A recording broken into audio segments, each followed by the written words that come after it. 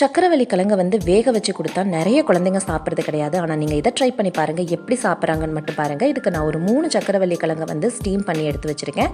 இதை தோலை மட்டும் எடுத்துட்டு அதை வந்து நல்லா கிரைண்ட் பண்ணி எந்த கட்டியும் இல்லாமல் தனியாக எடுத்து வச்சுக்கலாம். இதுக்கு ஒரு 2.5 கப் அளவுக்கு வந்து இடியாப்ப மாவு இல்லை அரிசி மாவு, இதோட கொஞ்சமாக வந்து உப்பு, கொஞ்சம் நெய், அதுக்கப்புறமா வேக வச்சு அரைச்சி வச்சுருக்கிற சக்கரவள்ளி கிழங்கு இதை நல்லா போட்டு பிசைஞ்சிட்டு அதுக்கப்புறமா கொஞ்சமாக வந்து வெண்ணி போட்டு கொஞ்சம் கொஞ்சமாக நல்லா பிசைஞ்சு எடுத்துக்கலாம். நல்லா சாஃப்டான ரவா பிசைஞ்சு எடுத்து வச்சுக்கலாம். கொஞ்சமாக கடைசியில் நெய் போட்டு ஒரு 5 நிமிஷம் விட்டுருங்க. அதுக்கப்புறம் இடியாப்பச்சில் வந்து நீங்கள் புழிஞ்சு எடுத்தீங்க அப்படின்னா சூப்பரான சக்கரவள்ளி கிழங்கு இடியாப்பம் ரெடி ஆகிடும். இதில் நீங்கள் சக்கரவள்ளி கிழங்கு ஆட் பண்ணது குழந்தைங்களுக்கு தெரியாது, ஆனால் கண்டிப்பாக சாப்பிட்ருவாங்க.